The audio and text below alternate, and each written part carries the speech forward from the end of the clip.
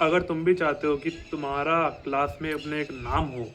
नाम होने से मेरा मतलब है कि जब भी टीचर तुमसे कोई सवाल पूछे, उन्होंने बोर्ड पे कोई सवाल लिख दिया या फिर उनके सामने जो है उनकी टेबल पे किताब खुली हुई है और वो बोलते हैं कौन आगे करेगा, और तुम सबसे पहले अपना हाथ उठाते हो, सर मैं हूँ, और सर फिर तुम्हें बताते हैं आ जाओ,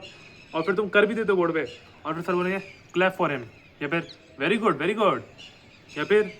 और कोई सिनेरियो ले लेते हैं, सर बोर्ड पे क्वेश्चन जो है सोल्व करते हैं, लेकिन तुम नोटिस करते हो भाई सर ने तो इस वाले स्टेप में गलती करी है, देन तुम अपना हाथ रेस करते हो, सर यहाँ पे सर थोड़ी सी गलती है, सर बोलते हैं अरे कहाँ गलती है, मेरे को तो दिख नहीं रही है, फिर तुम जाते हो वहाँ पे, फिर तुम सर से बोलते हो सर मार्कर, या फिर सॉरी जो भी है चौक है, जो भी है कॉलेज में तो भाई मार्कर ही होता है, तो सर डस्टर मार्कर उठाते हो तुम, रेस करते हो, करेक्ट करते हो, सर ये यहाँ पे ऐसे होगा, ठीक है, मतलब ठीक है नहीं, ऐसा ऐसे वाले टोन में बिल्कुल मत बोलना, लेकिन तुम ऐसे बोलते हो कि सर ये ऐसा है, ऐसे बोलते हैं, अरे वाह यार, सर भी एकदम भौचक्के रह जाएंगे। तो अगर तुम भी ये चाहते हो या फिर उससे भी और ऊपर जाते हैं, तुम अपने क्लास का टॉपर बनना चाहते हो, yes you want to be a class topper, या फिर तुम्हें क्लास टॉपर बनने का कोई मतलब नहीं है, तुम्हें एक एवरेज से ज़्यादा बढ़िया स्कोर लाना है, तो तुम्हें उसके लिए एक चीज़ करनी है जो मैं तुम्हें बताने वाला हूँ, क्योंकि अब तुम बोलोगे कि तू क्यों बता रहा है मेरे को, तू होता कौन है, तो मैं होता वो हूँ जो अपनी क्लास में, अपनी क्लास 10th में 85.2% ला चुका है, अपनी क्लास 12th में 84.4% ला चुका है, जो जेई में इसका कट ऑफ क्लियर कर चुका है, हाँ भले ही निकला नहीं वो अलग बात है, बट एडवांस बट कर चुका है, और कॉलेज में जो है बीएससी के साथ में 8+ सीजीपीए जो है मेंटेन कर रहा हूँ मैं अपनी, आई मीन 7.75 है, but you can consider it 8, nearly 8, it was 8, ठीक है। तो ये है मेरा लेखा जोखा, और I am a very nerd boy, you can see from my face, मैंने चश्मा लगाया हुआ है, बट चश्मे से और मेरे बालों से तुम मेरे को जज नहीं कर सकते हो कि मैं नर्ड हूँ कि नहीं हूँ, बट तुम जब मेरे से बातें करोगे, मेरे से वार्तालाप करोगे, देन तुम्हें अपने आप ऑटोमेटिकली पता लग जाएगा कि मैं कितना बड़ा नर्ड हूँ, मैं कितना बड़ा किताबी कीड़ा हूँ, बट ऐसा बिल्कुल भी नहीं है, मैं किताबी कीड़ा नहीं हूँ, क्योंकि मैं एक चीज़ फॉलो करता था और वो थी रटंत विद्या, मैं रटंत विद्या को मैं मानता हूँ, मैं उसी को फॉलो करता था, मैं रटने का काम करता था। अब देखो रटने का काम ऐसे करता था, पहले मेरे को भी है ना अपनी बात पे यकीन नहीं होता था, जब लोग मेरे को बोलते थे ओए भाई तू तो रटता है, भाई तेरे से तो कोई चीज़ याद होती नहीं है, तू रटने का काम करता है, then I was very shock at that moment कि मैं रटता हूँ, मेरे को यकीन नहीं हो रहा मैं रटता हूँ कि नहीं करता हूँ, भाई मैं नहीं रटता हूँ यार, मैं पढ़ता हूँ यार, मैं लोगों को अपनी इनोसेंस प्रूव करने के लिए मैं उन लोगों के साथ में बहस करने लग जाता था, बट देन मेरे को समझ में आता है कि मैं सच में रटता था। अब देखो अगर तुम भी रटते हो या फिर तुम सच में पढ़ते हो, उसको तुम कैसे पता लगा सकते हो, तो देखो अगर तुम कोई चीज़ पढ़ते हो और तुम उसको बार बार अपने मन में रिपीट करते हो यार, जैसे कि mitochondria is the power house of the cell, ये फिर ऐसे ही ले लिया एक पल के लिए एग्जाम्पल ले लिया,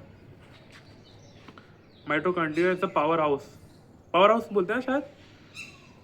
मेरे को याद नहीं है भाई, मेरे को बायोलॉजी बिल्कुल इतनी याद नहीं आ रही है, बट हाँ थोड़ी बहुत बेसिक भी याद है, mitochondria is the power house of the cell, तो मैं पहले यही ये लाइन पूरी याद करता था, mitochondria mitochondria mitochondria mitochondria, mitochondria क्या है, पावर हाउस है सेल का, या फिर मैं हिंदी में फिर उसको मैं कन्वर्ट करता था माइटोकॉन्ड्रिया, तो अंश देख माइटोकॉन्ड्रिया जो है ना वो सेल का क्या है, पावर हाउस, तो मतलब उसको क्या मिलती है, पावर मिलती है, माइटोकॉन्ड्रिया और सेल जो है एक दूसरे से जुड़े हुए हैं, इनके बीच में एक तार लगी हुई है जिस, और तार का नाम है पावर, और ये उसको पावर भेज रहा है, मैं ऐसी इमेजिनेशन ऐसी ट्रिक्स का इस्तेमाल करके मैं रटता था, और वो चीज़ काम भी कर जाती थी, और ये सब मैं करता था एग्जाम के 3-4 दिन 5 दिन 6 दिन 7 दिन पहले, और तब तक मेरे को याद रहता था, जब एग्ज़ाम ख़त्म हो गया, एग्ज़ाम के बाद 4-5 दिन भी मेरे को याद रहेगा ही रहेगा, फिर उसके बाद 1 महीना 2 महीना जो हो जाता है, उसके बाद मैं सारी चीज़ें भूल जाता हूँ, इसी चीज़ को बोलते हैं रटना,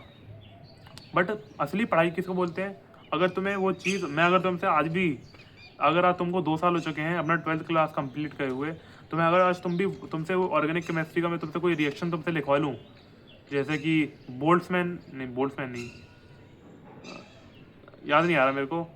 कोलबेरी रिएक्शन, हाँ मैंने तुमसे कोलबेरी रिएक्शन लिखवा ली, ठीक है, मैं तुमसे कोलबेरी रिएक्शन लिखवा ली, मैंने तुमसे फजान रिएक्शन लिखवा ली, फजान रूल्स, मैंने तुमसे फजान के रूल्स पूछ लिए, और तुम मेरे को अभी भी बता पा रहे हो, देन यू आर ग्रेट, मतलब समझ जाना कि तुमने अभी भी वो तुम्हें सब कुछ याद है और तुम एक्चुअल में उस टाइम पे पढ़ाई करते थे, मेरी तरह तुम रटते नहीं थे।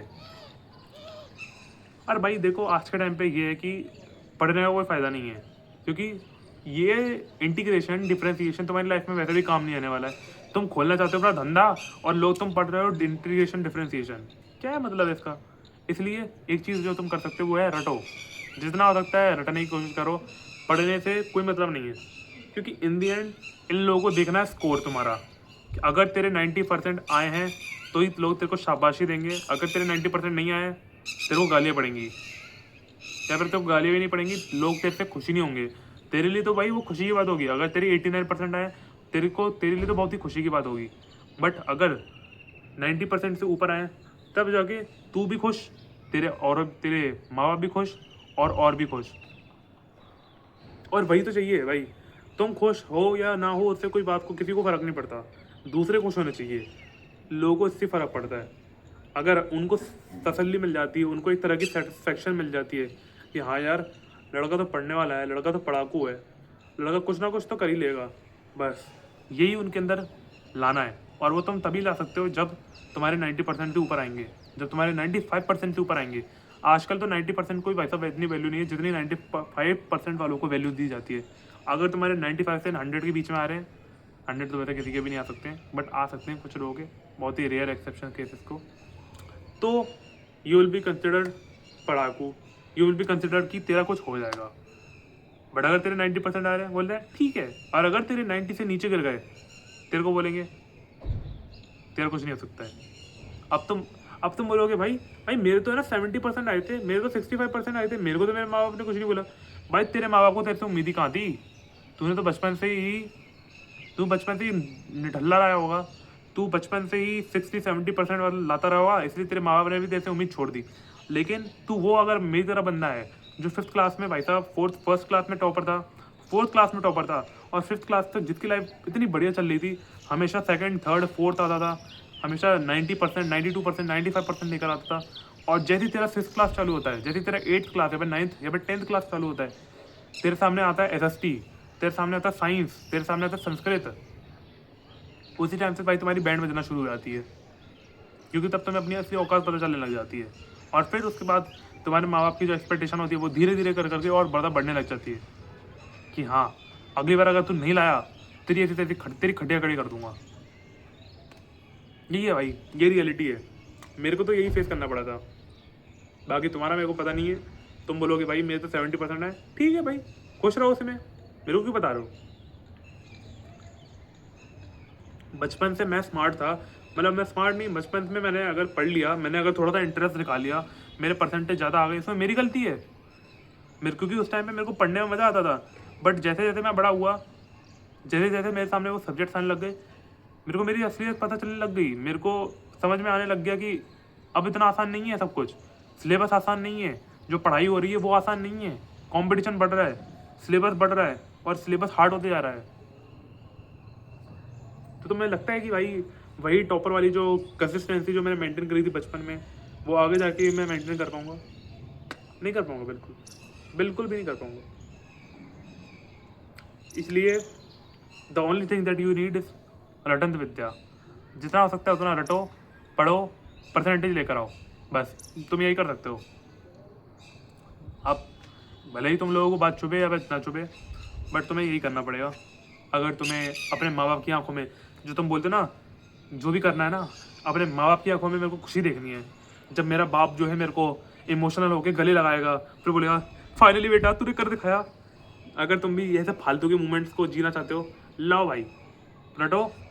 परसेंटेज लाओ, एग्ज़ाम करेक्ट करो, बढ़िया नंबर लाओ, यही करो तुम।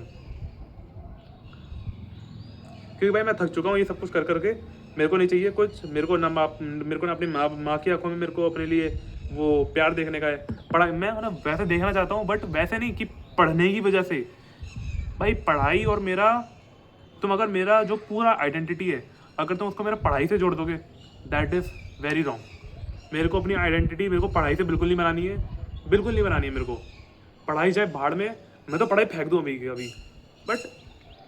नहीं फेंक सकता। जब तक मेरे कॉलेज के 2-3 साल बचे हुए हैं, उसको मैं क्लियर जब तक नहीं कर लेता तब तक मैं पढ़ाई को नहीं फेंक सकता हूँ। यही है। क्योंकि मेरे को पढ़ाई अपनी आइडेंटिटी बनानी नहीं है। तुम्हें अगर बनानी है, अगर तुम्हारी आइडेंटिटी ही तुम्हारी पढ़ाई है, तो भाई तुम अपनी ज़िंदगी बर्बाद करोगे इन दी एंड। जब तुम बड़े हो जाओगे ना, तब भी तुम्हें ना, अगर किसी लड़की की बात करोगे या फिर लड़की से क्यों भाई, हर किस में मैं लड़की लेता हूँ, बट आज के टाइम पे लड़कों को यही चाहिए भाई, लड़की चाहिए, बट ठीक है। लेकिन इन एनी अदर सिनेरियो, तुम अगर किसी समय भावतोली कर रहोगे ना, तुम तब भी वहाँ पे अपनी मैथ दिखा रहे होगे। ए भैया 75 का, तुम 75 में दे रहे हो, सामने वाला 65 में दे रहा है, 10 रुपये का अंतर का को है, तुम वहाँ पे भी अपनी मैथ का ज्ञान दे रहे होगे। करो भाई, वहाँ पे करो भावतोली, करो जो भी है तुम भाई अपनी। अब मैं बोलना तो नहीं चाहता हूँ, लेकिन मैं अब चलो मैं बोल ही देता हूँ, थोड़ा सा सोच के बोलता हूँ, क्योंकि देखो मेरे मुंह से अगर कुछ वैसा निकल गया, मैं तो काटता भी नहीं हूँ बिल्कुल, मैं सीधा जाके मैं वीडियोस को बनाता हूँ और डाल देता हूँ, तो मैं काटूंगा नहीं। लेट्स इमेजिन दैट तुम्हारी शादी हो रही है। देखो मैं आ ही गया मैं लड़की पे, चलो ठीक है, तुम्हारी शादी हो रही है, पंडित सॉरी चलो पंडित नहीं, तुम्हारा जो रिसेप्शन से लेके तुम्हारी हल्दी, तुम्हारा नाच गाना, तुम्हारा ठूसना खाना पीना से तुम्हारा शादी, तुम्हारे फेरे वगैरह, बाहर जाना, घूमना फिरना, हनीमून जो भी है, तुम उसमें क्या अपनी मैथ दिखाओगे, तुम वहाँ पे क्या अपनी फिजिक्स दिखाओगे। देखो सूरज जो है ढल रहा है, ढल रहा है मतलब क्या, सूरज की जो वाइट रेज है ना, जो फिनोमेना होता है, स्कैटरिंग फिनोमेना, तुम्हें पता ही होगा, स्कैटरिंग फिनोमेना वगैरह वगैरह, मेरे को अब याद नहीं आ रहा है इतना, क्योंकि 10th क्लास में मैंने वो पढ़ा था, human I in the colourful world, एक चैप्टर था, उसमें हमको ये स्कैटरिंग फिनोमेना के बारे में बताया जाता था। और फिर 12th क्लास में भी आया था एक बार, पर 11th क्लास में भी आया था, जब हमें रे ऑप्टिक्स पढ़ी थी 11th में, सॉरी 12th में, जब 12th में हमने रे ऑप्टिक्स पढ़ी थी और वेव ऑप्टिक्स पढ़ी थी, तो उसमें भी आया था। तो तुम ये सब कुछ करोगे भाई मेरे बताओ, और वैसे तो अनगिनत एग्जाम्पल में ले लूँ, लेकिन तुम ये सब कुछ करोगे क्या। तुम अपने हनीमून की जगह पे तुम देख रहोगे भाई सूरज आ रहा है, अरे वाह स्कैटरिंग फिनोमेना, अरे देख तो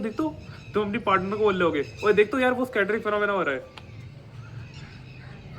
भाई वो तुम्हारे ऊपर, वो तुम्हारे सैंडल निकल गए, वो अपनी सैंडल निकाल के ना तुम्हारे मुंह पे ना मारे ना, नाम बदल दियो मेरा। अगर तुम ये हरकत करोगे, करना अगर तुम्हें करना है तो करो भाई, जो तुम्हें सही लगता है करो। मैंने तो तुम्हें जो ज्ञान देना था वो मैंने तुम्हें दे दिया है, बाकी तुम्हारी मर्जी है।